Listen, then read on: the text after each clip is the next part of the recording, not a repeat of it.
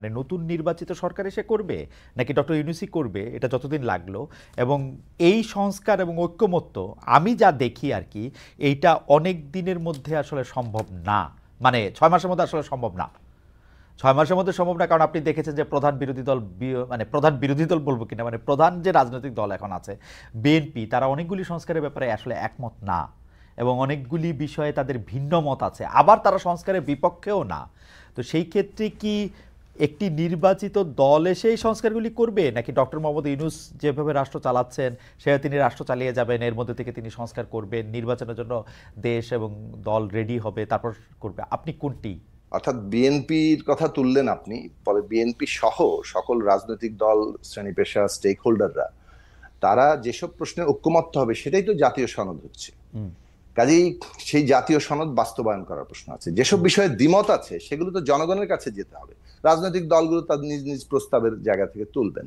ধরুন যে কোনো একটি সংস্কার প্রস্তাব, এ বিষয়ে কোনো দ্বিমত আছে, ঐক্যমত্য হয়নি, সেটা যদি আমাদের দলের প্রস্তাব হয়, তাহলে আমরা আমাদের সেই দলীয় প্রস্তাব নিয়ে জনগণের কাছে যাব। জনগণ যদি আমাকে ভোট দেয়, আমাদের ভোট দেয়, তাহলে আমরা সংখ্যাগরিষ্ঠতা পাই, তাহলে আমরা সেটা সম্পন্ন করবো, অথবা যারা পাবেন তারা করবেন।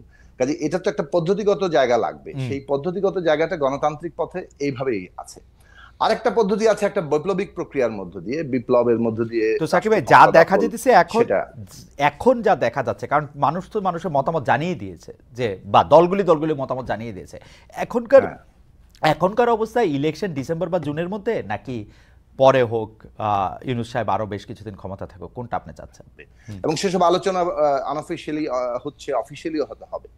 সেই আলোচনাগুলোর মধ্য থেকে আমরা হয়তো একটা ওই যে কমন মিনিমাম যে ঐক্যমত্য হচ্ছে, সেটা হবে জাতীয় সনদ।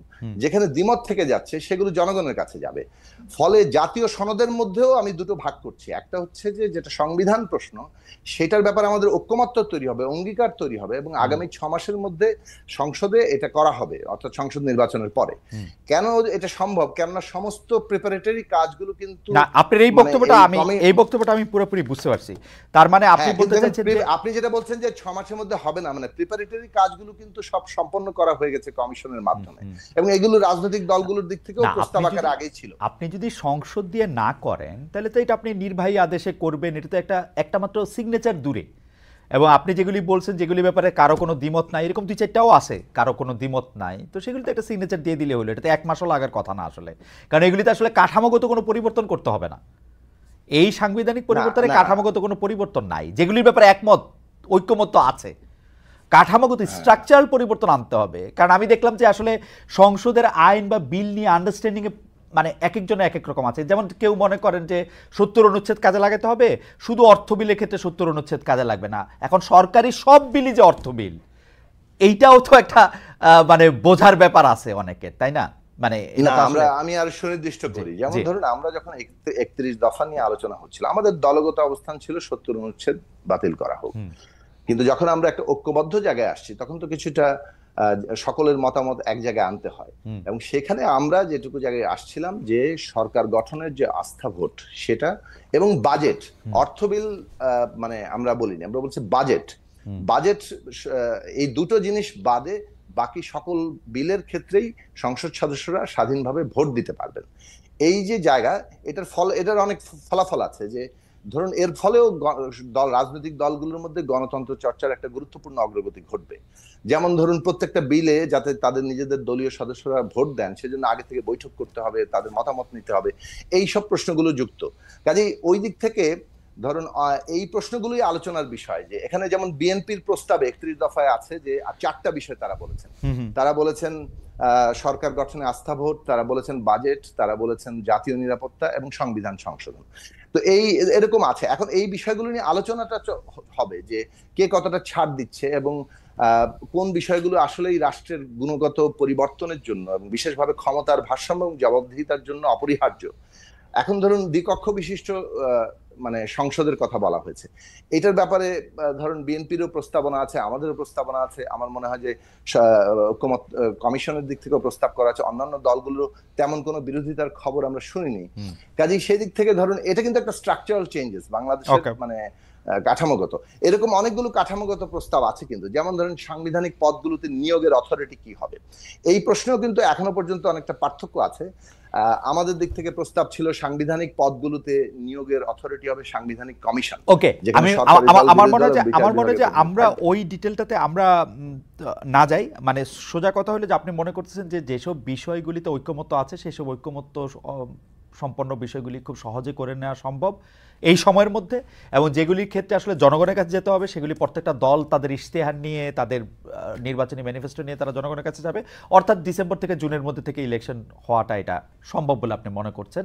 এবং আমি সম্ভব বলে মনে করি, আপনি সম্ভব বলে আমরা মনে করি সম্ভব। কিন্তু আমি আকাঙ্ক্ষার জায়গাটা থেকে জানতে চাইছিলাম, কারণ হচ্ছে যে এখন সোশ্যাল ক্যাম্পেইনে আমাদের এখানে আমরা যখন কথা বলতেছি তখনও আসলে প্রচুর লোক মনে করতেছেন যে আমরা পলিটিক্যাল পার্টির থেকে ইউনূসগণ সরকার, মানে ডক্টর মোহাম্মদ ইউনূস পরিচালিত বা এই সরকারটাকেই তারা দেখতে চান। সেই ক্ষেত্রে আপনি কি মনে করেন, বা আপনার কাঙ্ক্ষাটা আমরা একটু জানতে চাইছিলাম যে আপনিও কি মনে করেন যে তার সময়টা একটু? না, আমার আকাঙ্ক্ষার চাইতে আমি পদ্ধতিগত দিকটা বলি। দেখুন, এই সরকারটি গঠিত হয়েছে, যদিও এটা সুপ্রিম কোর্টের কাছ থেকে একটা আইনগত মানে যাকে বলে যে বৈধতা নেওয়া হয়েছে, কিন্তু সরকারের সবচেয়ে বড় শক্তি হচ্ছে একটা বড় গণ অভ্যুত্থানের মধ্যে দিয়ে যে অভ্যুত্থানের অংশগ্রহণকারী মোটা দাগের সকল পক্ষ এই সরকারকে সমর্থন দিয়েছে, এবং এই যে পদ্ধতিগত জায়গাটা, ফলে এই সরকারের টেনিয়ার কি হবে সেটা কিন্তু এই পদ্ধতির উপরে নির্ভর করবে। অর্থাৎ যারা তাকে সমর্থন দিয়েছে সেই পক্ষগুলোর ঐক্যমতের ভিত্তিতে কিন্তু টেনিয়রটাও নির্ধারিত হয়।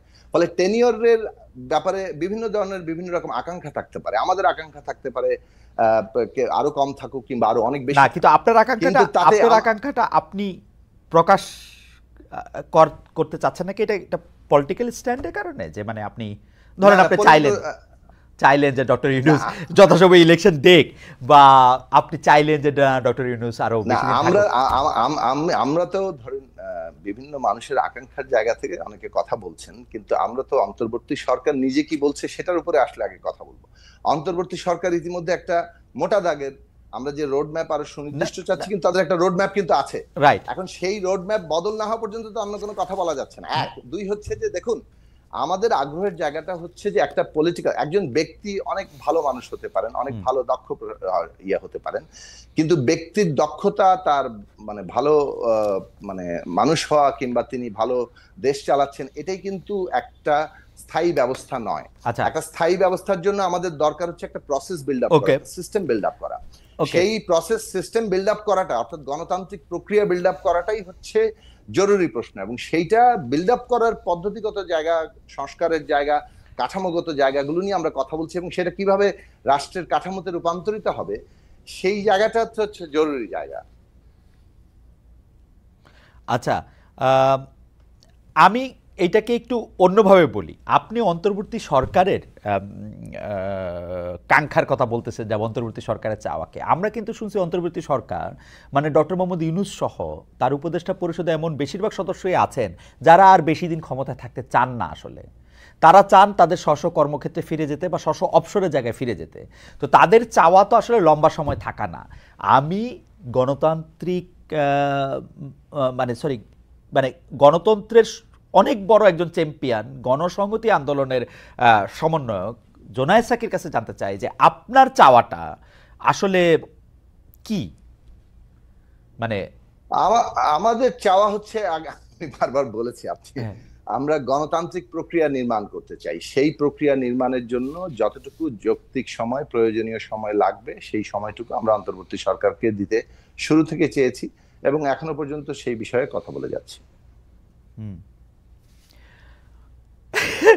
সাকিব ভাই, আপনার থেকে কোনো প্রশ্নের উত্তর পাওয়া আর হচ্ছে কি বলবো, একটা মাটির ব্যাংকের ঝাঁকাঝাঁকি করে কথা বলানোর চেষ্টা করা প্রায় সমান।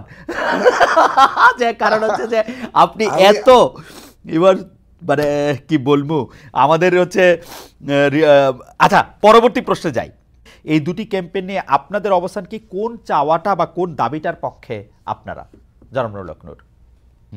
যেটা কি মূলত অনেকে ভেবেছে, যেহেতু তার সোশ্যাল মিডিয়াতে একটা বড় ফ্যান ফলোয়ার্স আন্দোলন কেন্দ্রিক আছে, অনেকে সেটা কপি করেছে, প্রচার করছে, ভাবছে যে যেহেতু তারা এই আন্দোলনের একটা পরিচিত মুখ বা পরিচিত নেতা, কাজে এটা হয়তো তাদের দৃষ্টিভঙ্গি, এবং যেহেতু তাদের মধ্যে আবার সরকারেও তাদের দুজন এখনো প্রতিনিধি আছে, 3জন ছিল, একজন পদত্যাগ করে দল গঠন করেছে। অনেকে ভেবেছে তাহলে এটা বোধহয় এই সরকার ছাত্রনেতা তাদের একটা মনোভাব, তো কাজে এইটাকে পাবলিকলি এন্ডোর্স করা বা এটার পক্ষে জনমত গঠন করা এইরকম ভাবেও কেউ কেউ ক্যাম্পেইনটা করতে পারে। তবে এটার সরকারের পক্ষ থেকেও জানানো হয়েছে যে এই ধরনের চিন্তা ভাবনা তাদের নাই।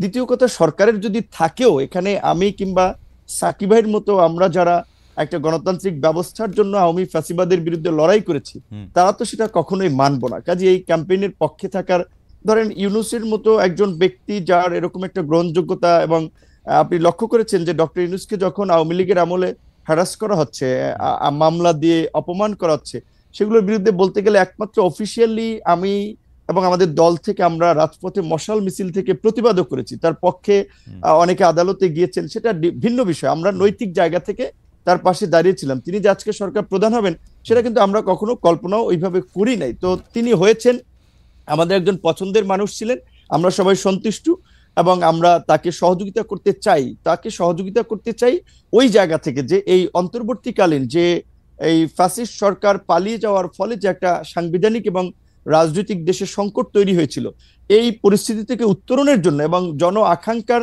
একটা অবাধ, সুষ্ঠু, নিরপেক্ষ নির্বাচন করার জন্য আমরা একজন নিরপেক্ষ ব্যক্তিকে ইমাম বা নেতা বানিয়েছি, যে তিনি জনগণ এবং রাজনৈতিক দলগুলোর প্রতি ইনসাফ করবেন, একটা সুষ্ঠু নির্বাচনের পথে দেশকে এগিয়ে নিয়ে যাবেন।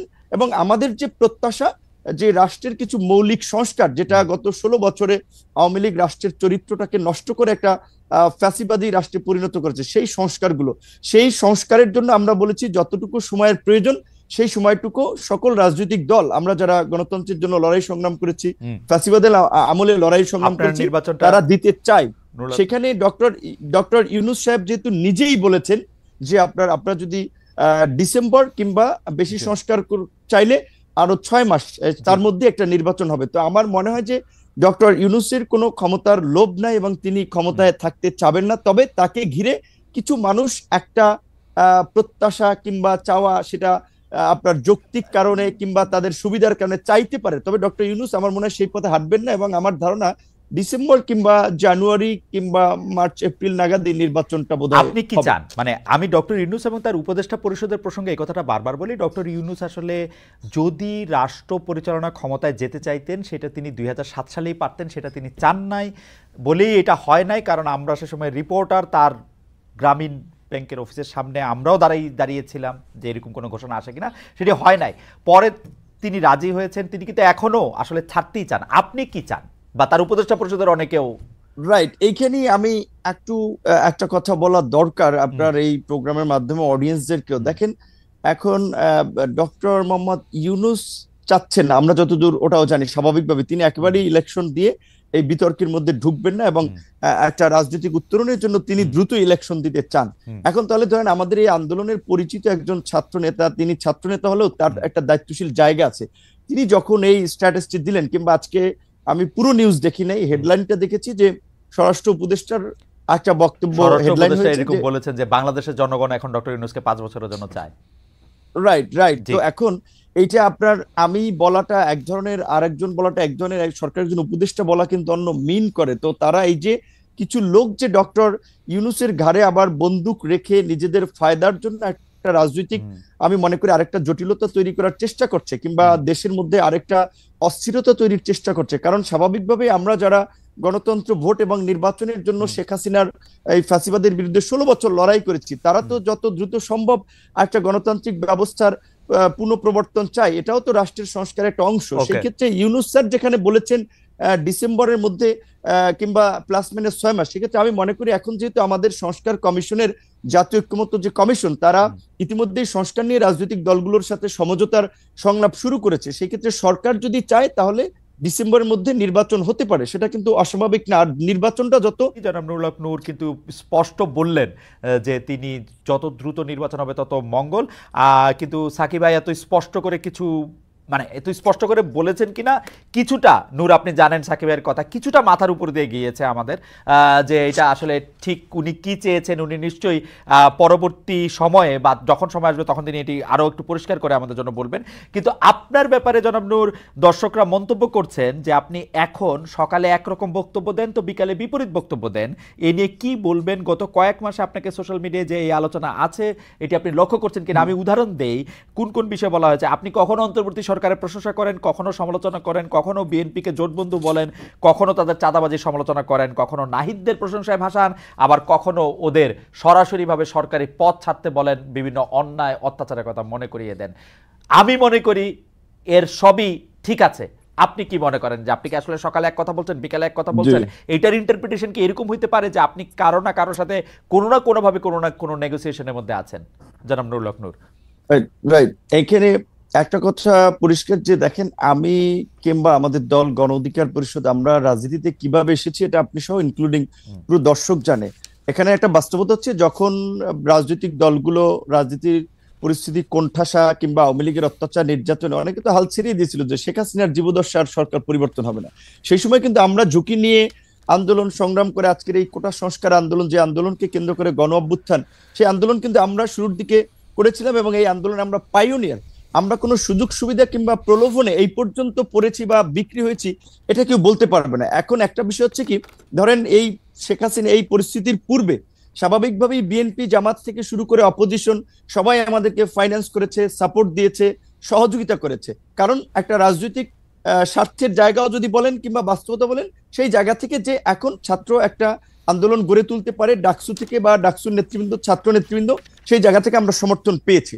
5ই অগস্টের পরে যখন আবার একটা রাজনৈতিক নতুন ছাত্রদের একটা উত্থান হয়েছে কিংবা রাজনৈতিক দলগুলো আগে যারা কোণঠাসা ছিল, প্রকাশ্যে সভা সমাবেশ মিছিল মিটিং করতে পারতো না, এখন সবাই যেটা একটা ওপেন ফিল্ড পেয়েছে, কাজে রাজনৈতিক প্রতিযোগিতার জায়গা থেকে এখন সেই সময় যারা সহযোগিতা করছে তাদের অনেকেই কিন্তু এখন আবার ভিপি নূরদেরকে একটা মাথা ব্যথার কারণ মনে করে, যে কারণে অনেকে একটা ড্যামেজ করতে চায়, ক্যারেক্টার অ্যাসাসিনেশন করতে চায়। আগে যেটা আওয়ামী লীগ করেছে যে কে বিকাশ এইটা ওইটা নানান ভাবে, এবং আপনি দেখেছেন কি হাস্যনষ্ট করেছে গত 7টি বছর। এখন অনেক কিছু বলেছে, কিন্তু একটা ঘটনারও কিন্তু প্রমাণ করতে পারে।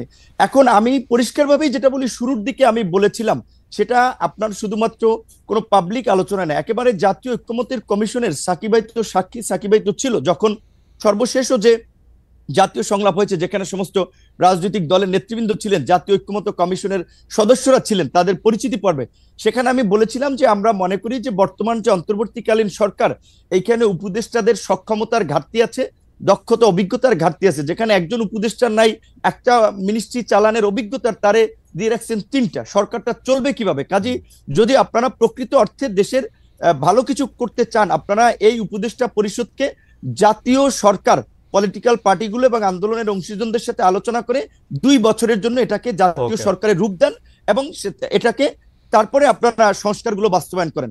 যেহেতু জাতীয় সরকারের পজিশনে আমি 2 বছরের সময়ের ক্ষেত্রে কিন্তু আমি একমত বলেছি, এবং এটা আওয়ামী লীগের আমলে আমি বলেছিলাম যে 2 বছরের জন্য জাতীয় সরকার। যেহেতু জাতীয় সরকার হয় না, এখন একটা সরকার হচ্ছে নির্দিষ্ট আপনার বলা চলে বলয়ের লোকজনের, এবং সেখানে এই যে ছাত্ররা এনসিপি একটা দল গঠন করেছে, আবার এনসিপির 2জন উপদেষ্টা আছে, তো এনসিপি সরকারের থেকে দল বানাবে, সরকারি সুবিধা নিয়ে দল বানাবে, এটা কি কোনো দল মানবে? যেই কারণে কিন্তু আমরা বলেছি শুরুর দিকে সরকারের যে গ্রহণযোগ্যতাটা ছিল বা রাজনৈতিক দলগুলোর যে সমর্থনটা ছিল, এখন কিন্তু সরকারের কিছু কর্মকাণ্ড উপদেষ্টাদের বক্তব্যে এখন সেই সমর্থনটা তারা হারাচ্ছে। সেই জায়গা থেকে আমি বলেছি যে শুরুর দিকে আমরা 2 বছর জাতীয় সরকার, এবং গতকালকে আমাদের সংস্কার কমিশনের যে প্রস্তাবনা, সেখানেও আমরা বলেছি যে সরকার যদি আপনার এই সংস্কারগুলো বাস্তবায়ন করতে চায়, তবে অবশ্যই এই সরকারকে জাতীয় সরকারে রূপান্তর করে অধ্যাদেশের মাধ্যমে এই সংস্কারগুলো বাস্তবায়ন করবে রাজনৈতিক ঐক্যমত্যের ভিত্তিতে, অন্যথায় তারা পারবে না। কিন্তু সেই জায়গা থেকে আমি এইটুকু বলবো যে যারা এখন সত্যিকার অর্থে যারা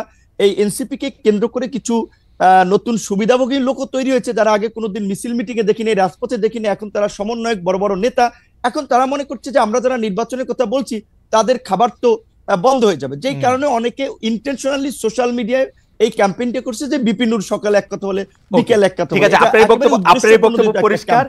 সোশ্যাল মিডিয়াতে একেবারেই আপনার বক্তব্য, এটা অনেকের উদ্দেশ্যপ্রণোদিতভাবে ক্যাম্পেইন, রাজনৈতিকভাবে ড্যামেজ করার জন্য চরিত্র হনন করার জন্য এইটুকু আমরা বলতে পারি খালেদ ভাই, আপনাকে আওয়ামী লীগের আমলে আমার মনে আছে মির্জা ফখরুল ইসলাম আলমগীর সাহেব আপনার একটা প্রোগ্রাম এসে বলছিল যে আপনার এই প্রোগ্রামটাতে তারও ভালো লাগে।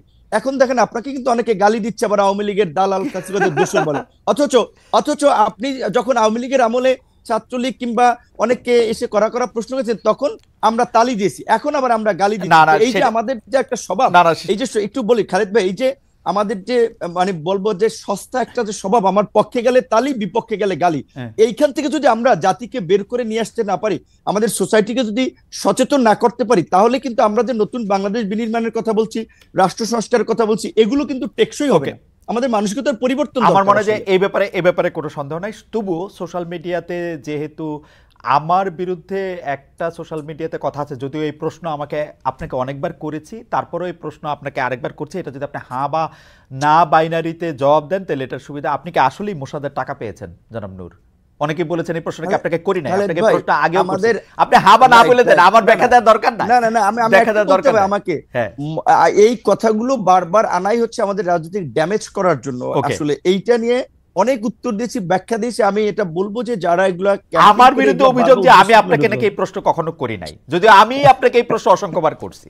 আমার বিরুদ্ধে এটা হচ্ছে আপনার অভিযোগ। অর্থাৎ আপনি কি না বললেন কিনা যে না, মানে না বলছেন না হ্যাঁ বলছেন, সেটা একটু বলুন। এটা তো প্রমাণ ভাই, এটা অসংখ্যবার বলেছে, এটা বিভ্রান্তিকর বিষয়, এটা একটা প্রোপাগান্ডা ছিল, সেটা তো প্রমাণ। ওকে, ঠিক আছে।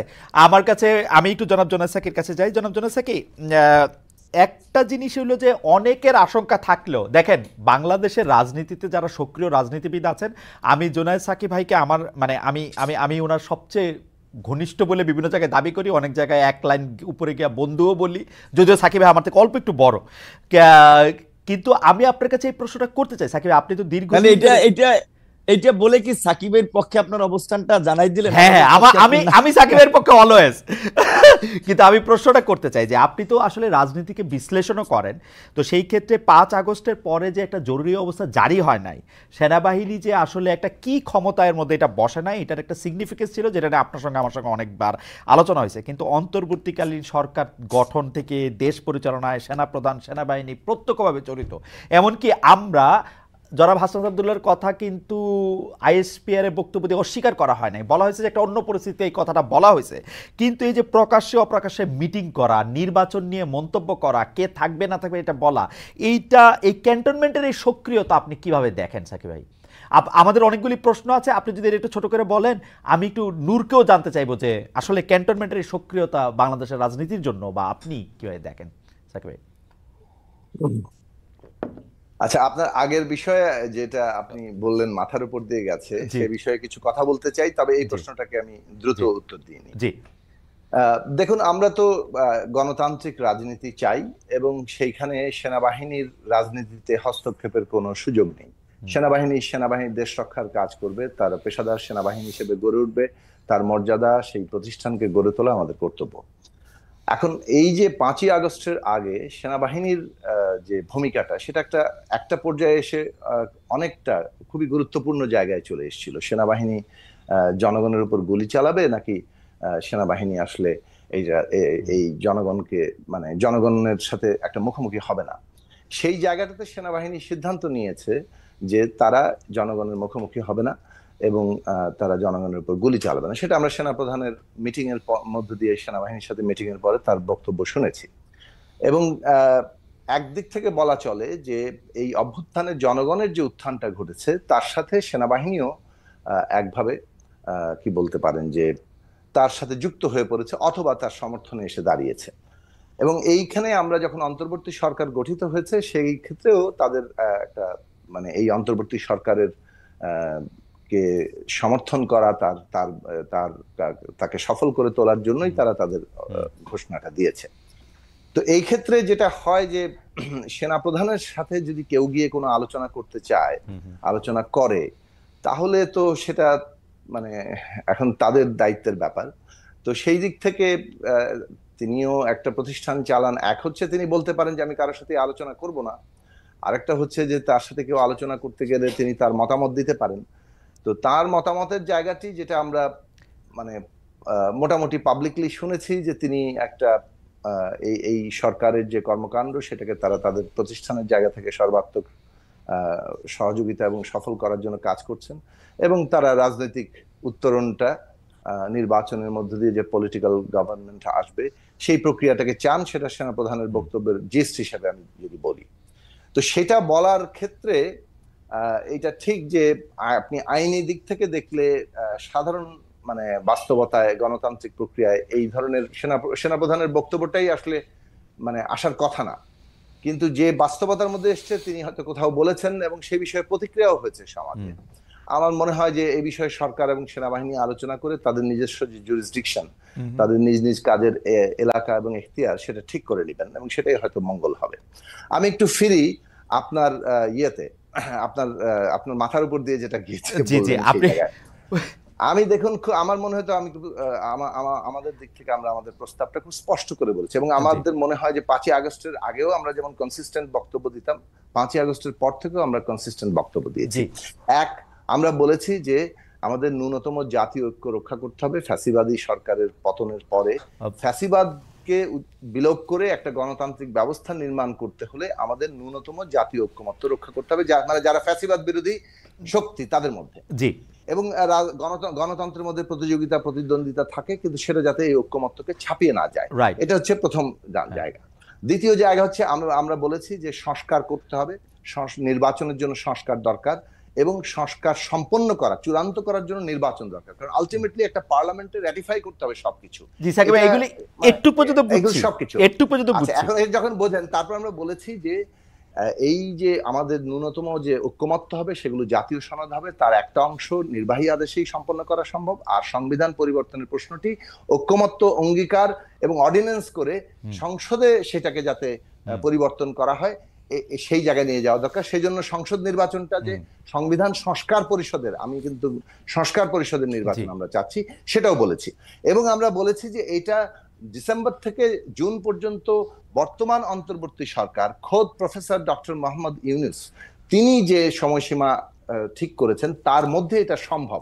তার মানে আমরা মনে করি যে এই সংস্কার শেষ করে ডিসেম্বর থেকে জুনের মধ্যেই নির্বাচন করা সম্ভব, এবং আমাদের সম্ভব। আপনি কোনটা চান সেইটা জানতে চাইছিলাম, কারণ হচ্ছে যে ডক্টর ইউনূস ক্ষমতাই থাকতে চায় নাই, আসতেই চায় নাই। উনি তো ওনার বক্তব্য তো আমরা যখন সম্ভব বলি তার মানে এটা আমরা চাই, এবং আমরা কেন চাই বলি এইবার পরিষ্কার স্পষ্ট বলেছি যে একটা গণতান্ত্রিক ব্যবস্থা গড়ে তোলাটা, অর্থাৎ সিস্টেম বিল্ড আপ করা, যেখানে ক্ষমতা হস্তান্তরের শান্তিপূর্ণ পথ থাকবে, জনগণকে জয় করে জনগণের প্রতিনিধি আকারে ক্ষমতা এইটা নির্মাণ করতে হবে। সেটা নির্মাণ করাটা জরুরি।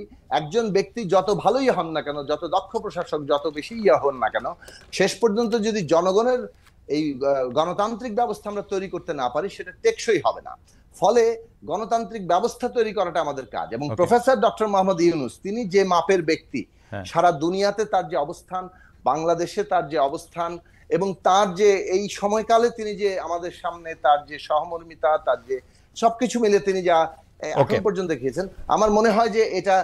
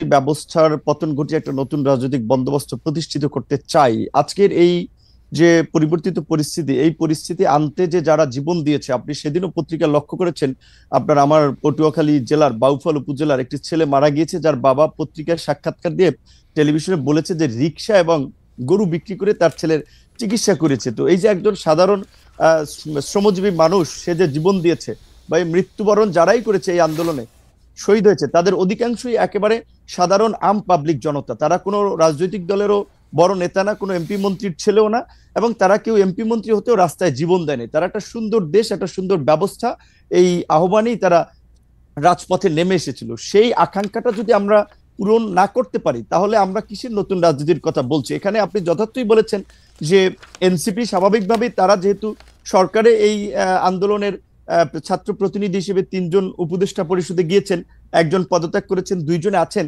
তো জবাবদিহিতাটা তো এখন তাদের কাছে অনেকে চাইবে। তারা তো সরকারে আছে, সরকারের পার্ট। আমি কিংবা সাকিব ভাই, বিএনপি তো সরকারের পার্ট না, কাজে ওইখানে তো একটা বিশেষ করে আলোচনা সমালোচনার জায়গাটা তো থাকবে। সেইখানে তারা যখন একটা নতুন কিছুর কথা বলছে, একদিকে আওয়ামী লীগের বিচারের কথা বলছে, আবার আওয়ামী লীগের লোকজনকে নিয়ে তারা প্রোগ্রাম করছে, কিংবা তাদের ব্যবসায়ীদেরকে মাফিয়া, আমরা যারা লুটপাটকারী বলছি তাদেরকে আবার ব্যাকআপ দিচ্ছে, তাদের কাছ থেকে ফান্ড নিয়ে আবার প্রোগ্রাম করছে, তাহলে তো এটা ক্রিটিসাইজ করবেই। এবং এইখানে এতদিন হয় নাই 50 বছরে, তার মানে এখনো এইভাবেই যদি চলে তাহলে তো নতুন রাজনীতির দরকার নেই, তাহলে তাদের নতুন দল করারও তো দরকার নাই। মানুষ তো একটা পরিবর্তন চায়, সেখানে আমাদেরকে তো ন্যূনতম চেষ্টাটা করতে হবে যে বাংলাদেশের রাজনৈতিক দলের ফান্ডিং সিস্টেম এইটা পরিবর্তন করতে যাই আমরা গালি শুনি যে আমরা বিকাশে টাকা তুলি। আমরা তো বলেছি যে রাজনৈতিক দলের অনুদান জনগণ দিবে, আমরা সেই সিস্টেম চালু করবো। আমরা নির্বাচন কমিশনে প্রস্তাব দিয়েছি, এই যে কালো টাকার যে নির্বাচনে আধিপত্য, কোনো পোস্টার প্রচারণা প্রার্থী ব্যক্তিগতভাবে করতে পারবে না, নির্বাচন কমিশন করে দেবে এমন সিস্টেমে যেন কারো ব্যক্তিগত খরচের প্রয়োজন হয় না। আমরা জনগণকে সচেতন করি যে জনগণ যেন টাকার কাছে বিক্রি না হয়। কিংবা এই যে সরকারি কাজের ক্ষেত্রে দেখেন, এই সরকার ক্ষমতা এসেছে আজকে 8 মাস, সরকার শুরুর দিকে এসেই বোমা ফাটিয়েছে, আলোচনার জন্ম দিয়েছে যে উপদেষ্টারা আপনার সম্ভবত নভেম্বর মাসের মধ্যে সম্পদের হিসাব বিবরণী জমা দিতে বলেছে। কয়জন উপদেষ্টা দিয়েছেন? সরকারি কর্মকর্তা কর্মচারীদের সম্পদের হিসাব বিবরণী